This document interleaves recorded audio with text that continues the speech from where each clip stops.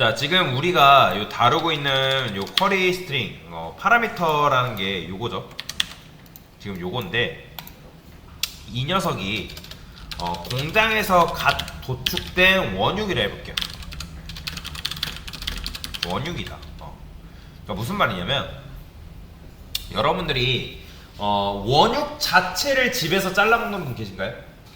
그러니까 무슨 말이냐면 소 막 진짜 막 반마리짜리 집에서 잘라가지고 여러분들이 막 해가지고 고기 먹는 사람 있어요? 그렇게 하는 사람은 뭐 백 선생님 아니거나 아니면은 힘듭니다. 사실 말이 안 되는 거죠. 그래서 보통은 이제 정육점에 가가지고 고기를 사다 먹지 보통 보편적으로 가정집에서 원육 자체를 잘라 먹는 사람은 드물단 말이에요. 돈도 없고 그만큼 먹을 필요도 없고. 자, 그래서 지금 우리 코드는 어떤 식으로 되어 있냐면 공장이 두 개가 있어요.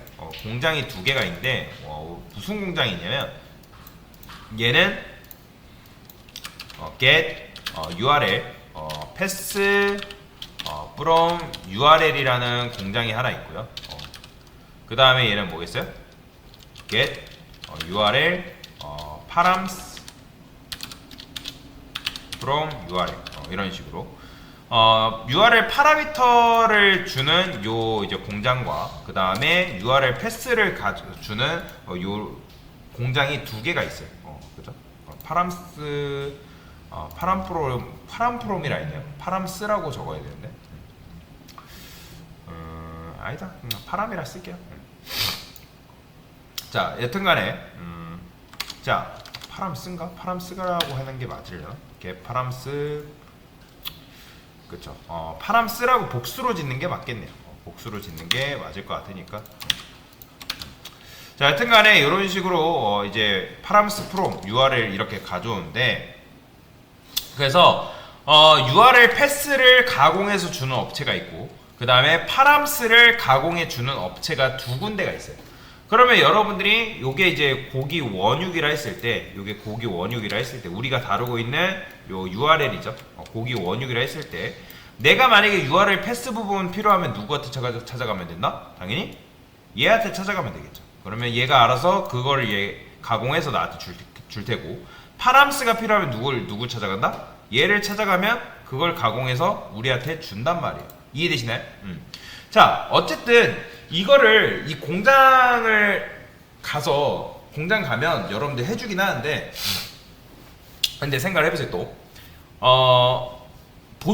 보편적으로 여러분들이 돈이 많아서 고기 원육을 샀어요. 예를 들어 소 반마리짜리를 샀어요.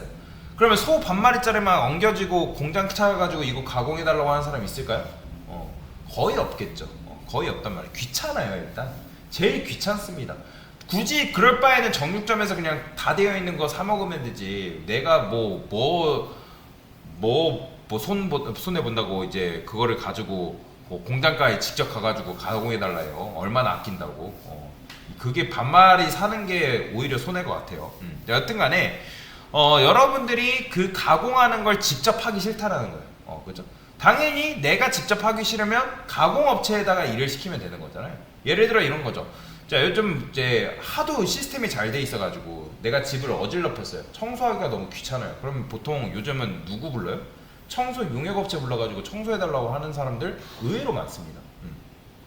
그런 것처럼 내가 너무 싫어요. 그러니까 돈이 많으면 당연히 부탁할 수 있는 거잖아요. 돈이 많으면 내 일을 대신해 줄 사람을 고용을 해가지고 하면 되는 거잖아요. 그죠? 그러니까 시키면. 그래서 어떻게 할 거냐면 내가 이게 직접 공장을 가는 게 귀찮으니까 중간 단계에다가 전문 요리사를 이런 식으로 고용을 하는 거예요. 전문 요리사. 그러니까 내 일을 대신해 주는 사람을 고용을 하는 거다라고 보시면 돼요. 내 일을 대신해 주는 사람.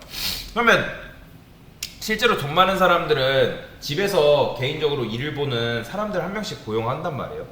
그죠? 그래서 여러분들이 내가 고기를 들고 여기를 방문하기 싫으니까 일단 고기는 사요. 돈이 많으니까 고기는 사요. 근데 그 고기를 누구한테 맡긴다? 얘한테 맡기는 거예요. 얘한테. 그 고기를 얘한테 토스하는 거예요. 그러면 이 고기를 토스를 하면 내가 얘한테 어떤 일만 시키면 내가 뭐 URL 패스, 뭐 URL 파람 가져와 그러면 얘가 그 공장을 가가지고 그 공장을 방문해서 그 고기를 가공해서 가공한 걸 받아다가 누구한테 준다? 주인한테 주면 되는 그런 구조가 된다라고 보시면 돼요. 그러면 우리가 사실 그러면 이렇게 구조가 되어 있으면 이 뭐 내 일을 대신해주는 요 사람한테 요 사람이 공장을 여기를 가는지 또는 여기를 가는지 알 방법이 있을까요, 없을까요? 그죠? 그러니까 이런 거죠. 여러분들이 식당을 이용하는데 식당에 가면 요리사들이 있을 거 아니에요, 그죠? 요리를 해주는 분들. 그러면 식당에 가면 그 해당 요리사가 어떤 정육점을 쓰는지 우리가 알까요, 모를까요? 당연히 모르겠죠. 알 필요도 없고, 그죠? 당연히 그런 세부적인 사항은 우리가 알 필요가 없단 말이에요. 아, 고기 먹으러 왔을 때 그냥 고기만 먹으러 가면 되지. 그 사람이 도대체 어떤 정육점을 이용해가지고 어떤 뭐 마을에 뭐 가가지고 고기를 얻어오는지 유통 단계까지 알 필요는 없단 말이에요. 그죠?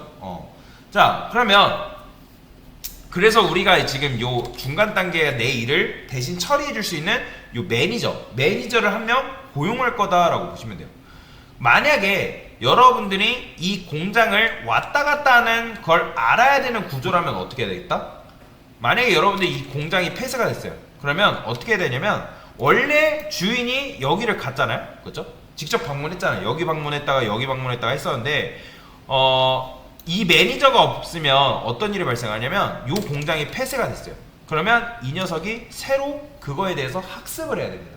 그러니까 그런 거죠. 내가 원육 들고 나랑 거래하고 있던 거래처가 있어요. 근데 거래처가 장사가 안 돼서 폐쇄가 됐대요. 그러면 새 거래처 다시 뚫어야 되잖아요. 그런 번거로움이 있다라는 거죠. 근데 그 일을 내가 하는 게 아니라 중간 단계인 요 매니저를 고용해가지고 이 매니저가 내 일을 대신 처리해준다면 내가 이 공장이 폐쇄됐어도 얘가 주인인 내가 그걸 알 필요가 있을까 없을까요? 없는 거예요. 그냥 얘한테 일 처리만 하면 얘가 알아서 그 거래처도 새로 확보해가지고 그냥 나한테 보고만 해주면 된다는 거죠. 그래서 그런 식의 코드로 우리가 탈바꿈 시켜볼 겁니다. 일단은 요 구조, 요 매니저를 도입할 거다라는 것만 기억을 하시면 되겠습니다.